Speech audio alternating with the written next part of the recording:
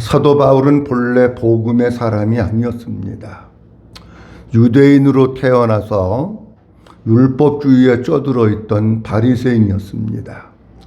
그런데 하나님의 은혜로 사도 바울이 다메섹에서 예수 그리스도를 만난 이후에 예수의 사람이 되었고 복음을 깨닫게 됐습니다.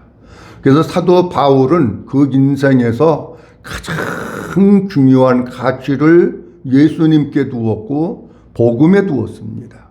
그래서 사도 바울은 남은 여생 일평생을 그 유럽 일대로 해서 그 지역을 순회하고 돌아다니면서 복음을 전하는 일을 위해서 한평생을 살았습니다. 디모데후서는 사도 바울이 제일 마지막에 쓴 서신입니다. 우리로 얘기하면 이제 사도 바울이 하나님의 부름을 받을 때가 가까워서 이제 임종, 이 세상을 떠날 날이 얼마 남지 않았을 때에 그 기록을 하면서 자기 자신의 모습을 가만히 돌아봅니다. 그동안 수많은 사역들을 하고 수많은 지역을 다니면서 복음을 전했는데 가만히 돌아보니까 자기 곁에 두 종류의 사람이 있었습니다. 한 종류의 사람은 자기와 함께 있다가 어느 날인가 무슨 일인지는 모르지만 사도 바울을 저버리고 떠나고 그리고 버렸던 사람들이 있습니다. 뒤도 안 돌아보고 사도 바울을 걸레버리듯이 버리고 간 겁니다. 한 종류의 사람은 바울이 어려움 가운데 있고 감옥에 갇히고 힘든 일이 있었지만 그래도 끝까지 함께 해주었던 사람들이 있습니다. 사도 바울은 디모데후서 1장을 기록하면서 먼저 누구를 쓰느냐고 하면 자기를 버리고 떠난 사람, 그 사람들에 대해서 사람이기 때문에 섭섭한 마음, 서운한 마음에 대한 감정을 먼저 표현을 합니다. 자기 자신을 버리고 간 사람들이 많이 있었는데 그 가운데 두 사람이 있다는 겁니다. 부겔로와 호모게노가 있다라고 이름을 거명을 합니다. 이 두 사람의 이름은 죽을 때까지 안 잃어버려지는 마음속에 깊이 박혀져 있는 그 사람입니다. 그런데 여기 그 사도 바울을 두 사람이 버렸다, 떠났다고 하는 이 말 속에는 어떤 의미가 있느냐고 하면 이런 의미가 있는 겁니다. 떠났다, 버렸다고 하는 의미는 전에는 사도 바울과 함께 친밀한 관계를 유지하면서 바울의 곁에서 복음을 듣고 바울의 사랑을 받고 바울과 끈끈한 관계를 유지하고 있었다라고 하는 것을 전제로 말씀하고 있는 겁니다. 그런데 이들이 버린 겁니다. 그리고 뒤도 돌아다보지 안 보고 그냥 떠나는 거예요. 사도 바울은 인간한테 버림을 받은 겁니다. 얼마나 그 마음 가운데 그 배신감이 있고 상처가 크겠습니까? 근데 제가 이 본문 말씀을 보면서 생각나는 게 뭐냐고 하면 사람은 누구를 등지고 누구를 버리고 떠날 때에는 조용히 떠나는 사람이 별로 없더라는 겁니다. 꼭 뭐냐고 하면 흠을 잡고 무슨 원망하고 욕하고 트집 잡고 없는 것도 막 만들어내고 왜 그렇게 떠나는 사람은 떠나야 될 부정적인 얘기가 그렇게 많습니까? 들어보면 기도 안 차는 얘기들이 얼마나 많은지 몰라요. 저도 제 곁에서 떠났던 사람들이 많이 있어요. 근데 떠나는 사람들마다 다 욕하고 가지 그냥 가는 사람 없습니다. 사도 바울을 떠날 때도 마찬가지였을 거예요. 사도 바울을 떠날 때도 떠나야 되는 이유가 많이 있었을 거예요. 근데 자기들만 그렇게 해서 떠난 게 아니라 악한 일에 다른 사람을 주동해가지고 바울을 떠나게 하는 역할을 이들이 했다는 거예요. 그러니까 잊어버려지겠습니까, 여러분? 자, 이런 사람들이 있었는데 이 본문 말씀을 보면은 자기 자신을 버리고 떠난 사람에 대해서는 한 절을 쓰고 자기 자신의 마음 가운데 늘 고마운 사람, 늘 이름을 불러보고 싶고 보고 싶은 사람, 사랑하는 사람이 있었는데 그 사람에 대해서는 세 절을 기록을 합니다. 자기 자신을 떠났던 사람이 누구냐고 하면 하나는 부겔로라고 하는 사람입니다. 부겔로라고 하는 사람은 지난주에 말씀을 드렸는데 망명갱, 망명자다 그런 뜻이 있어요. 자기 고향에서 자기 나라에서 살지 못하고 어떤 일로 인해서 다른 나라로 왔다가 거기에서 바울을 만나고 거기에서 바울로부터 복음을 들었던 사람입니다. 그런데 또 망명자가 되어서 바울을 떠나고 가는 겁니다. 그 다음에 호모게네라고 하는 사람이 있는데, 호모게네라고 하는 사람의 이름의 뜻은 어떤 뜻이냐고 하면 신의 아들이다, 그런 뜻입니다. 호메라고 하는 신의 선한 아들이다, 그런 뜻입니다, 여러분. 그러니까 이 사람은 출생 신분이 그렇게 좋은 신분이 아니에요. 신에게서 난 사람, 이방 신에게서 난 사람이 이 사람이라는 거예요. 자, 제가 우리로 얘기하면 조금 쉽게 설명을 드리겠습니다. 어떻게 말씀드리냐면, 예를 들어서 어떤 사람 A라고 하는 사람이 아주 신을 엄청 세게 받아가지고 아주 용한 무당이 있다, 그렇게 가정을 해보자고요. 신을 엄청 세게 받아가지고 그냥 보기만 하면 알고 그냥 막 이러는 아들이 여자가 있었는데, 그 신받은 여자가 아기를 낳았다. 그러면 얘기는 어려서부터 어떤 문화권에서 사느냐고 하면 무당의 영향과 무당의 문화권에서 사는 거예요. 그러면 이 아이가 예수 믿을 가능성이 많습니까? 적습니까? 예수 믿을 가능성이 별로 없는 거예요. 그리고 또 이 사람이 진짜 교회를 어렵게 나왔다고 할지라도 진짜 이 사람이 악한 영들에게서부터 벗어나가지고 온전하게 예수 믿을 가능성이 없는 거예요.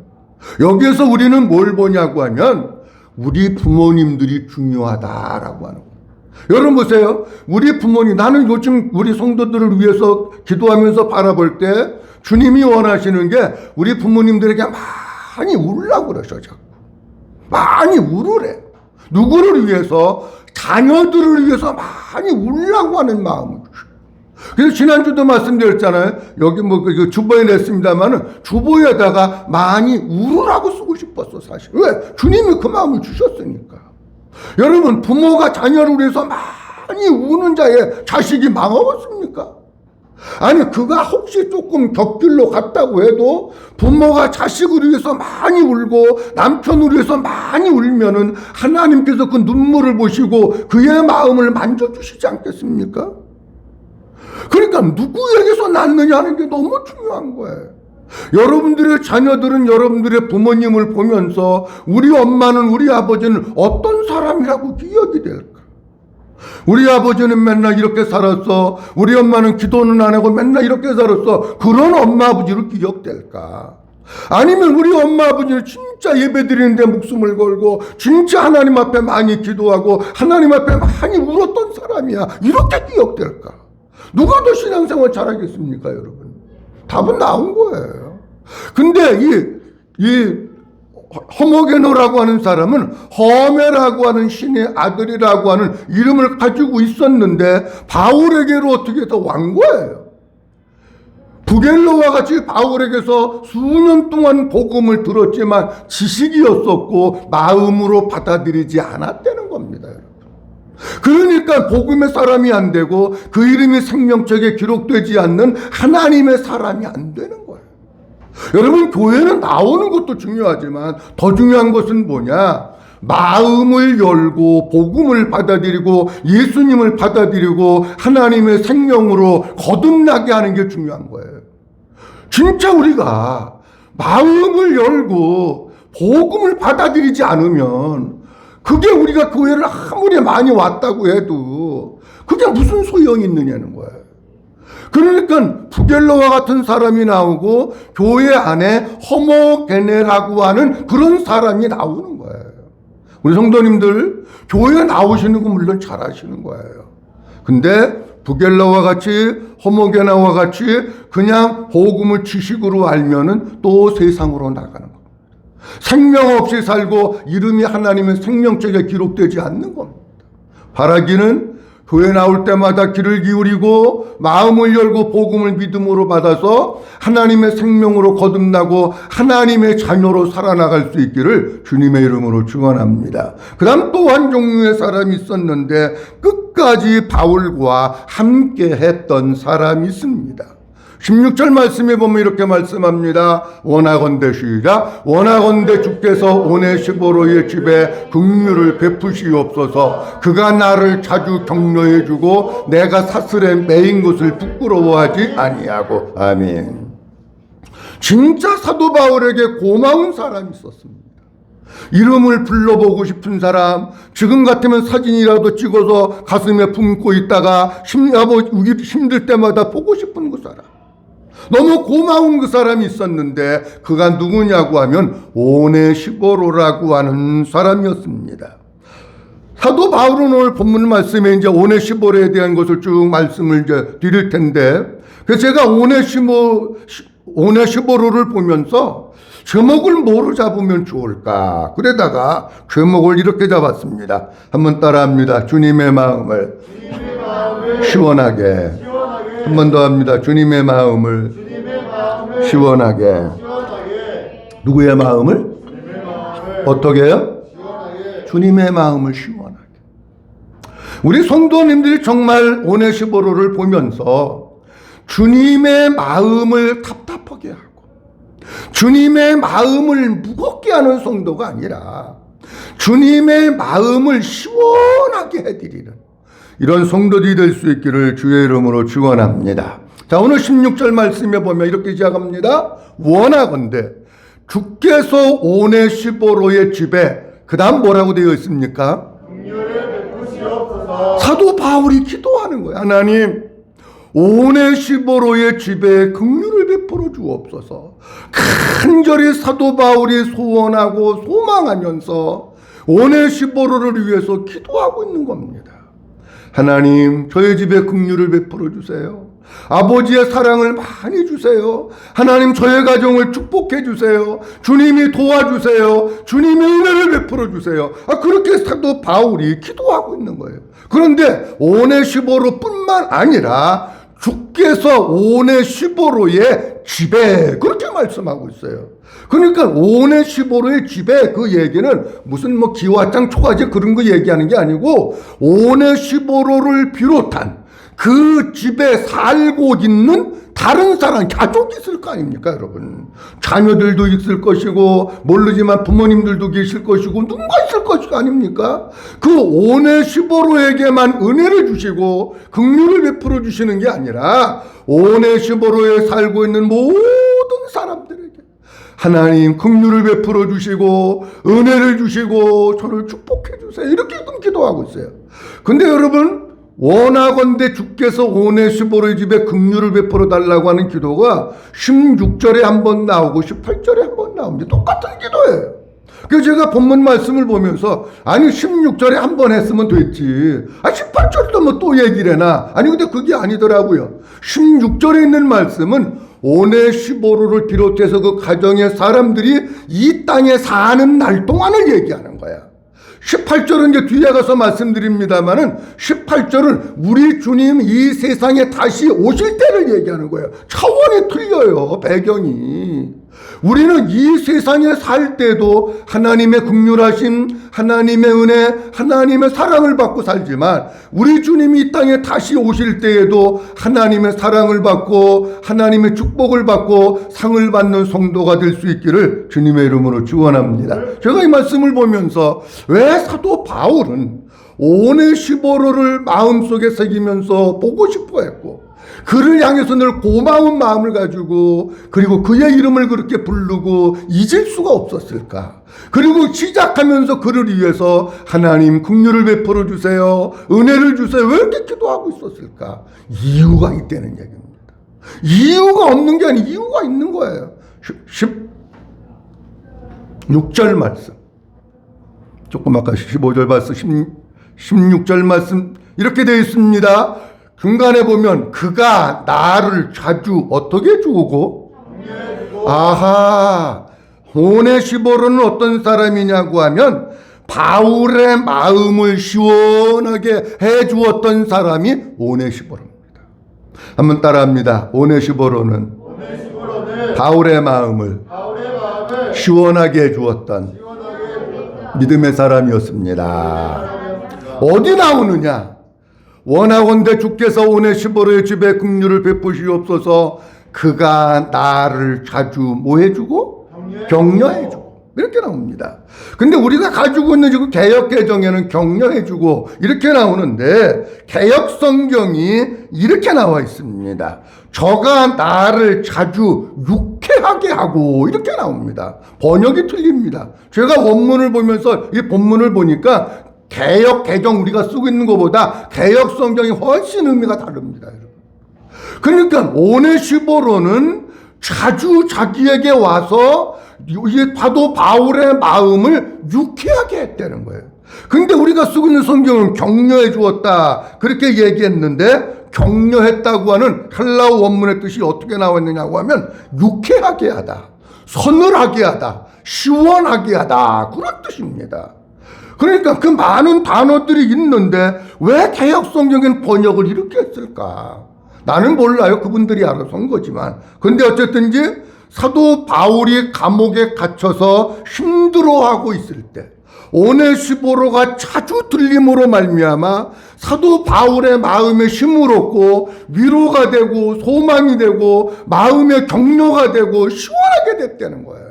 그러니까 오네시보로는 사도 바울에게 있어서 마음을 시원하게 해주는 그런 사람이었다는 거예요. 근데 오네시보로라고 하는 그 사람의 이름의 뜻은 어떤 뜻이 있느냐고 할 것 같으면 유익을 가져오는 자다, 그런 뜻입니다. 그러니까 오네시보로가 바울에게 올 때마다 뭘 갖고 온가? 뭔가가 바울에게 유익한 거야. 여러분 보세요. 이런 사람이 있습니다. 어떤 사람은 손해를 가져오는 사람이 있어. 어떤 사람은 교회 오면 막 그냥 시험 들게 만들고 목회자 힘들게 만들고 그냥 다른 사람들 꼬셔가지고 이상하게 만들고 손해를 끼치는 사람이 있어요. 근데 오네시보로는 오기만 하면 유익하게 하는 거예요.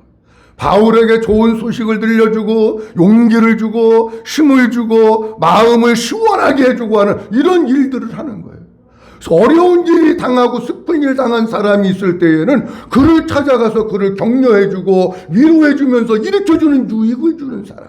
어떤 일에 기쁨이 있는 사람이 있다고 하면 그가 찾아가서 그 기쁨을 2배로 만들어주는 사람.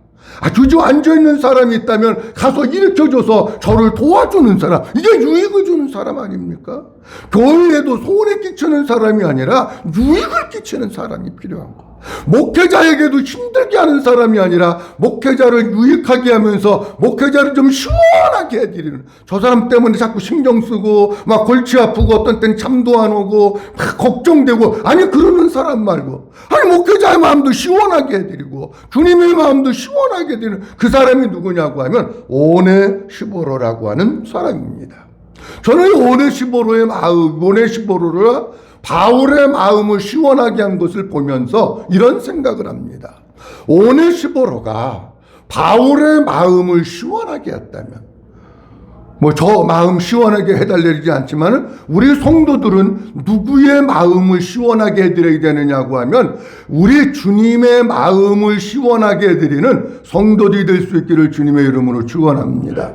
여러분 교회 가운데 성도들이 보면요, 어떤 사람은 주님의 마음을 답답하게 하는 사람, 어떤 사람은 주님의 마음을 무겁게 하는 사람, 어떤 사람은 주님의 마음에 근심이 되는 사람이 있어요. 그 대표적인 사람이 누구냐고 하면 사무엘상 15장에 보면 사울이라고 하는 사람이 나오는데 이렇게 말씀하고 있습니다. 다 같이 한번 보도록 합니다. 시작. 내가 사울을 왕으로 세운 것을 구해하노니 그가 돌이켜서 나를 따르지 아니하며 내 명령을 행하지 아니하였음이니라 하신지라. 사무엘이 근심하여 온 밤을 여호와께 부르짖으니라. 아멘. 잘 보세요. 사울이라고 하는 사람을 하나님께서 이스라엘 백성의 초대왕으로 세우신 거예요. 근데 사울이 처음에는 하나님께 순종하는 척 했는데 순종하지 않습니다. 하나님이 마지막 기회를 주신 거예요. 아말렉을 가서 진멸해라. 마지막 기회다. 마지막 기회도 불순종하고 말을 안 들었어요. 그랬더니 11절 말씀에 뭐라고 말씀하고 있느냐고 하면 사울을 왕으로 세운 것을 하나님이 후회한대. 여러분 교회에도 그런 사람이, 인간적으로 볼 때 그런 사람이 있어요. 교회도 저 사람 내가 왜 집사 줬을까?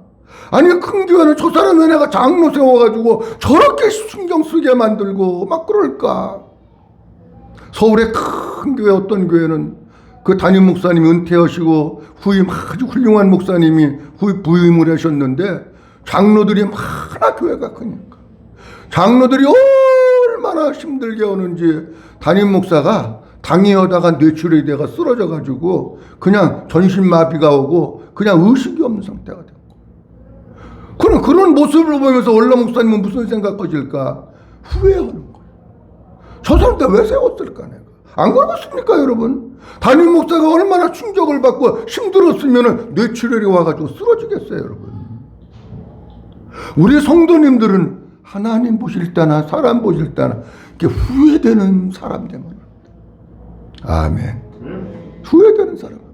그리고 그 뒤에 이런 말씀을 하십니다. 내 명령을 행하지 아니했는데 사무엘이 하나님의 명령을 행하지 아니한 사울을 보면서 마음에 뭐하여?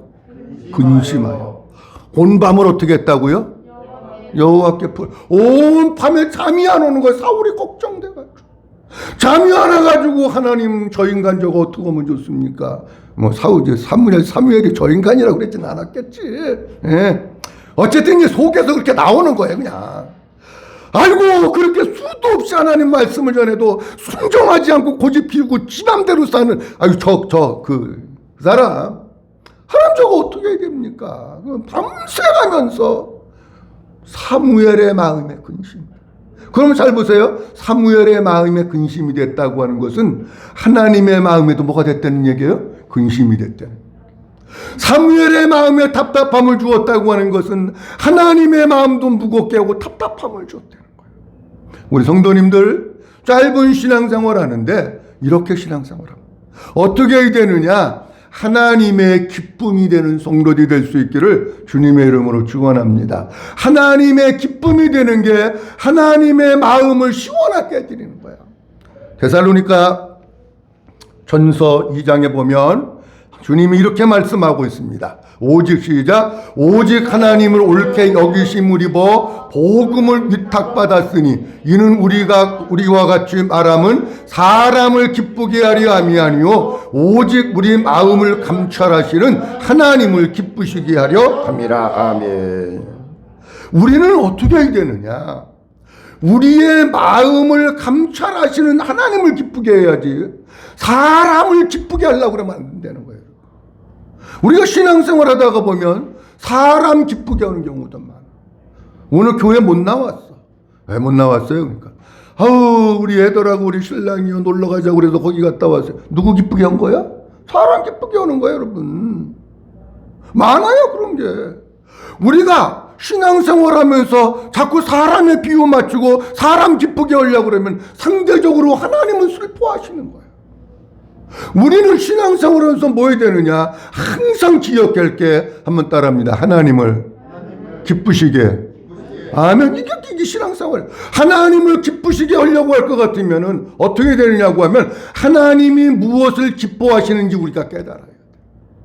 하나님이 무엇을 기뻐하시는지 알았으면 그 기뻐하신 뜻을 따라서 순종하면서 살아나야 돼.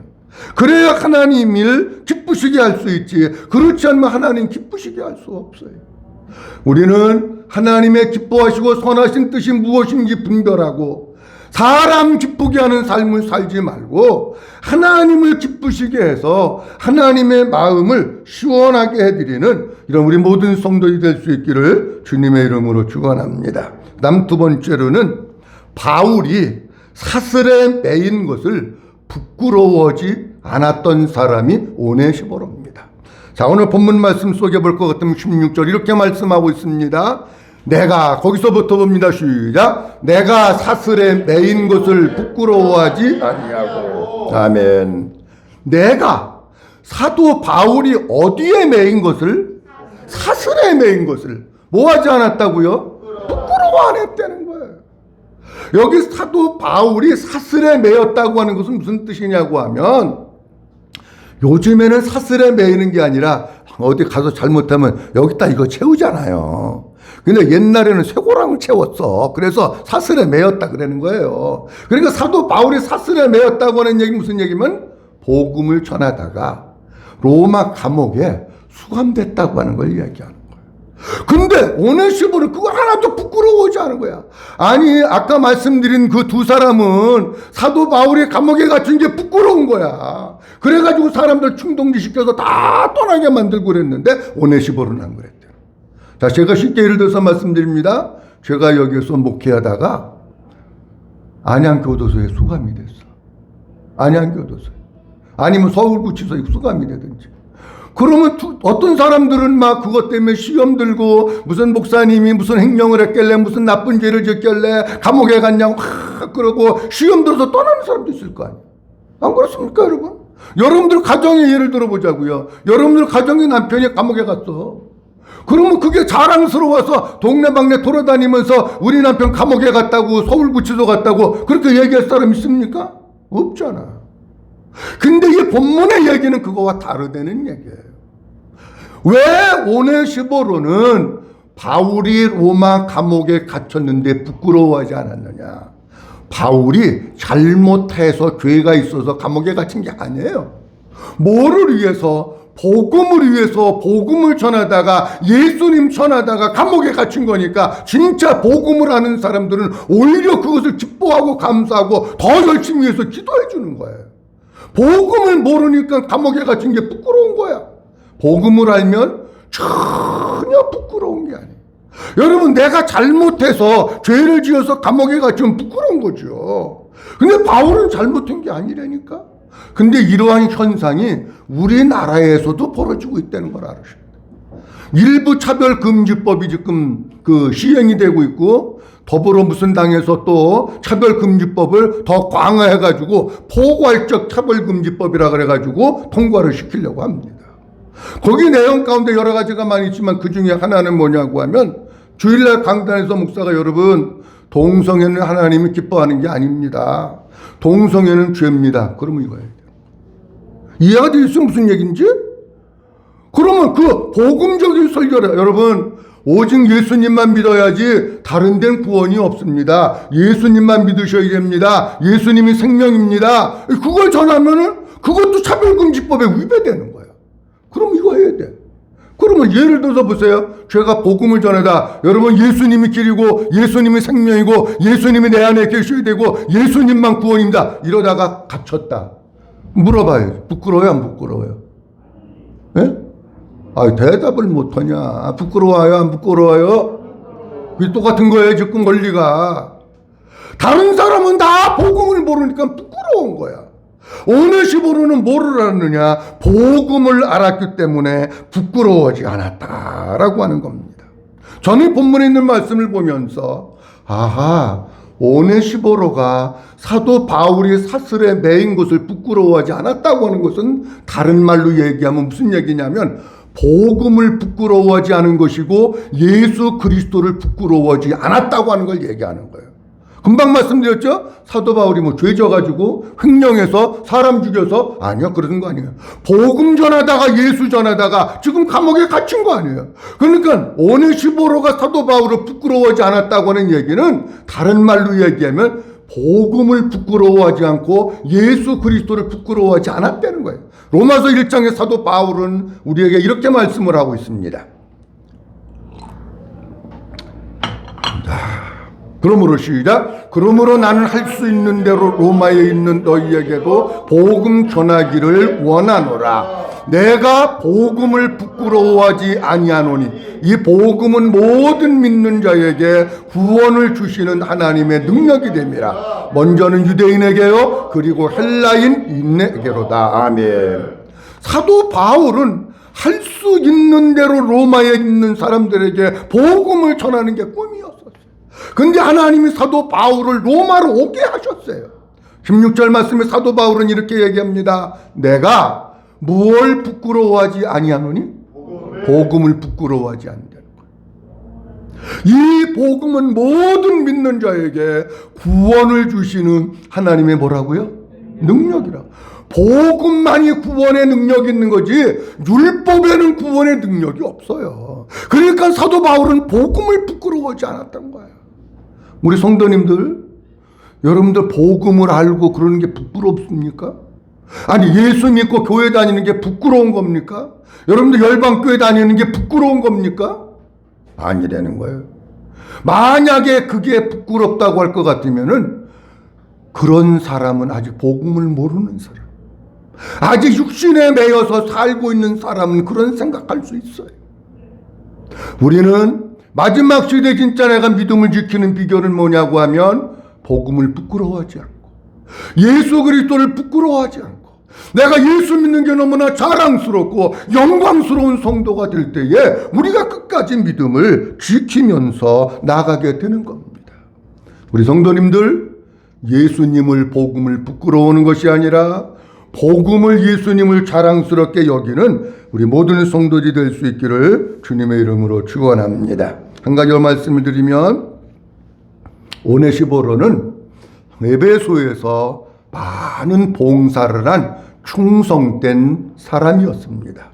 오늘 본문 말씀 가운데 18절 말씀에 보면 이렇게 말씀하고 있습니다. 다 같이 한번 보도록 합니다. 시작. 원하건대 주께서 그로 하여금 그날에 주의 긍휼을 입게 하여 주옵소서. 또 그가 에베소에서 많이 봉사한 것을 내가 잘 아느니라. 아멘. 다 같이 아멘.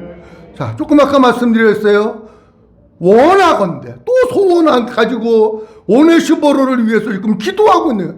주께서 그로 하여금 무슨 날에? 그날의 주의 긍휼을 입게 하옵소서. 이 그날의 주의 긍휼을 입게 하옵소서라고 하는 것은 어떤 뜻이냐고 할 것 같으면은 하나님께서 우리 주님이 땅에 다시 오는 그날에 상급을 많이 주옵소서. 그 뜻이에요. 다른 말로 얘기하면 우리 주님 이 땅에 다시 오실 때에 일한 대로 상을 주시잖아요. 생면류관을 주시잖아요. 하나님 그에게 상도 많이 주시고 하나님 그에게 면류관도 주시고 하나님 그를 축복해 주시고 그런 뜻이에요. 우리 성도들이 주님 앞에 섰는데 상 받을 게 아무것도 없어. 아니 뭐 잘한 게 있어야지. 아니 일한 게 있어야지 상을 받지. 아무것도 없어. 그럼 부끄러운 성도예요. 우리 성도님들 진짜 이 땅에 살면서 바른 믿음의 삶을 살아가면서 주님이 땅에 다시 오시는 그날에 상급을 받고 면류관 받는 성도들이 될 수 있기를 주의 이름으로 축원합니다. 근데 그렇게 기도한 이유는 뭐냐? 또 그가 에베소에서 어떻게 봉사한 것을? 많이 봉사한 것을. 에베소에서 많이 봉사했다는 거예요. 봉사 조금 하다가 때려치는 게 아니야. 조금 했다고 내가 이거 했다고 자랑하는 것도 아니야. 그냥 많이 한 거 얼마큼 많이 했는지도 몰라. 근데 우리가 가지고 있는 개혁 개정 성경 이렇게 나와 있는데 개혁 성경에는 조금 다르게 나와 있습니다. 개혁 성경에는 어떻게 나와 있느냐고 하면 이렇게 나와 있어요. 또 저가 에베소에서 얼마나 나를 섬긴 것을 내가 잘 아느니라 이렇게 나와 있어요. 그러니까 에베소 교회에 있을 때에 에베소에서 오네시포로가 누구를 섬겼느냐고 하면 사도 바울을 많이 섬겼다는 거예요. 그런데 왜 그럼 개역개정에는 에베소에서 이렇게 썼을까? 이런 거예요. 사도 바울을 많이 섬기고 충성한 것은 주님을 많이 섬기고 충성한 것이고 교회를 많이 섬기고 충성한 것이다. 믿어주시면 아멘. 사도 바울이 뭐 하는 거예요? 밥 먹고? 주의 이루는 거고 복음 전하고 교회 세우는 거니까 그렇게 설명을 했다라고 하는 것입니다.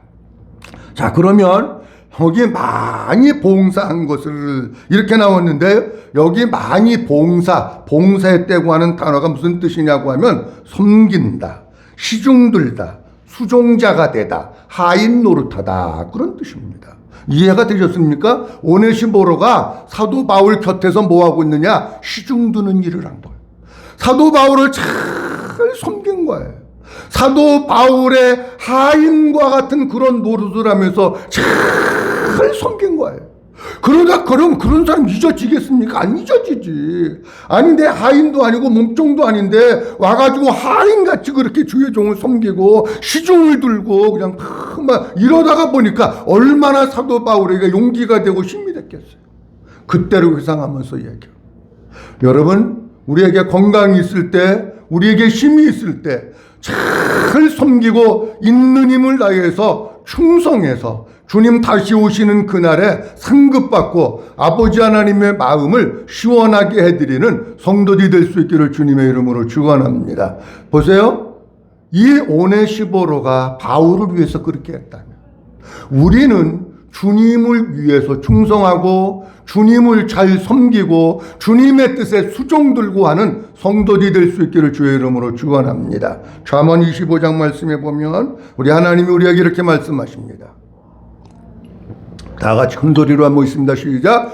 충성된 사자는 그를 보낸 자에게 마치 추수하는 날의 얼음 냉수 같아서 능히 그 주인의 마음을 시원하게 하느니라. 아멘.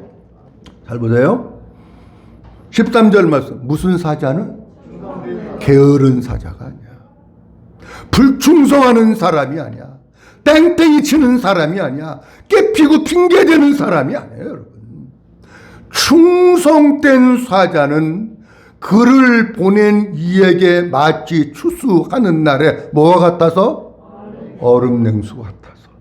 요즘에는요, 뭐 냉장도 좋고 뭐 이런 게 많으니까 별로 실감이 안 와서 닿지만은 옛날엔 냉장고도 없고 아무것도 없었을 때에 그 바깥에서 막 일하고 막 그러는데 누가 얼음을 둥둥둥둥 띄워가지고 그리고 냉수를 갖고 왔는데 그걸 탁 들이마신다고 생각해봐. 얼마나 속이 시원하겠어요. 근데 충성된 사자가 바로 얼음 냉수 같아서 주인의 마음을, 다시 얘기하면 주님의 마음을, 그런 뜻이에요. 한번 따라합니다. 주님의 마음을 시원하게 하느니라. 여러분, 우리의 주인이 누구예요? 예수님이잖아. 그러니까 주님의 마음을, 예수님의 마음을, 하나님의 마음을 누가 시원하게 하느냐? 충성된 사람이 시원하게 하느냐. 우리 성도님들, 우리가 앞으로 살면 얼마나 더 살지 모릅니다.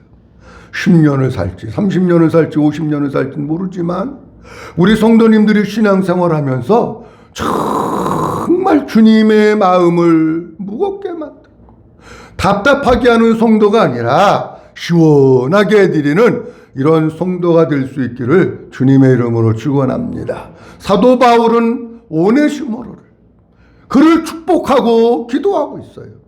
긍휼을 베풀어 달라고, 저의 집을 축복해 달라고, 은혜를 달라고, 마지막 날에 주님 오실 때에 상급을 주시라고 하나님 앞에 간절히 기도하고 있어요.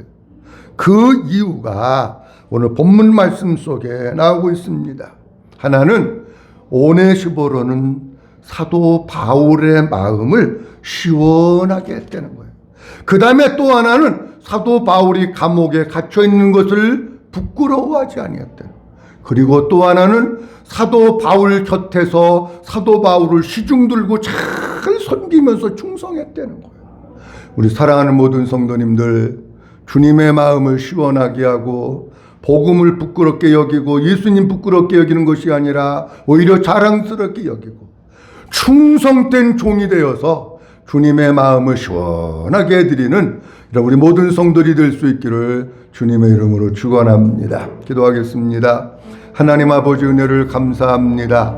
6월 두 번째 줄 우리에게 주시고 아버지 앞에 저희들 찾아 나와서 함께 예비하며 영광 돌리고 말씀 받을 수 있도록 도와주심을 감사합니다. 오네시보로 같이 주님의 마음을 시원하게 해드리는 우리 모든 성도들이 될 수 있도록 축복해 주시옵소서. 오네시보로는 바울의 마음을 유쾌하게 하고 바울에게 유익이 되고 바울에게 도움이 되고 바울의 마음을 시원하게 했던 자입니다. 우리 모든 성도들이 주님의 마음을 시원하게 해드리는 자들 되게 하시고 오네시보로는 바울이 쇠사슬에 매여서 감옥에 갇힌 것을 부끄러워 아니했다고 말씀합니다. 우리 성도들 복음을 부끄러워하지 않게 하시고 예수 믿는 것을 부끄럽게 여기지 않게 하시고 예수 믿는 것을 영광스럽게 축복으로 여기며 자랑하는 성도들이 되게 하옵소서. 충성된 자들이 되게 하옵소서. 충성된 사자가 마치 여름날의 얼음 냉수와 같아가지고 추수하는 그 주인의 마음을 시원하게 한다고 말씀하셨는데 우리 모든 성도들 잘 섬기게 하옵소서. 충성하게 하옵소서. 헌신하게 하옵소서. 주님의 마음에 답답함을 안기고 걱정을 안기는 성도가 아니라 주님의 마음을 시원하게 하는 모든 성도들 되도록 축복해 주시옵소서. 모든 영광 아버지께 올려드리옵고 주 예수 그리스도의 이름으로 기도하옵나이다. 아멘.